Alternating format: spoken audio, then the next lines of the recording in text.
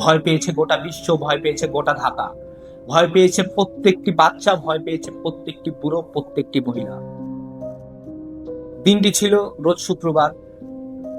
10:38 এক লোমহর্ষক ঘটনার সাক্ষী হয়েছে পুরো ঢাকাবাসী, যা মানুষের হৃৎপিণ্ডকে কাঁপিয়ে উঠেছে ছোট ছোট বাচ্চাদের হৃদয়, ভেঙেছে মাদের মন, ভেঙেছে নারীদের মন। তারা আতঙ্কিত হয়ে গিয়েছে, এই কি হয়ে গেল দুর্ঘটনা, যা হয়তো কেউ কখনো সাক্ষী হতে চাইবে না।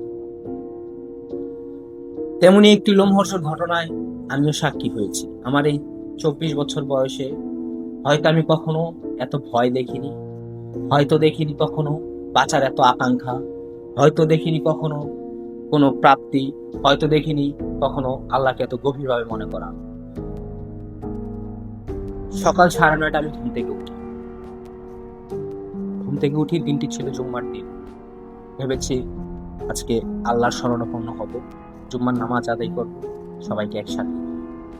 তো ঠিক 9:30 ঘুম থেকে উঠে সরাসরি চলে গেলাম ওয়াশরুমে গিয়ে ফ্রেশ হলাম। ফ্রেশ হয়ে শাওয়ার নিচ্ছি। শাওয়ারের সময় আমি ওয়াশরুমে ছিলাম এবং ঝর্ণা দিয়ে আমি শাওয়ার নিচ্ছিলাম। তো মাথায় শ্যাম্পু দিলাম। শ্যাম্পু দিয়ে অনেক ফেনা হয়ে গিয়েছে, তীব্র ফেনা হয়েছে, চোখ মুখ শরীর পুরো ফেনা দিয়ে ভরে গিয়েছে।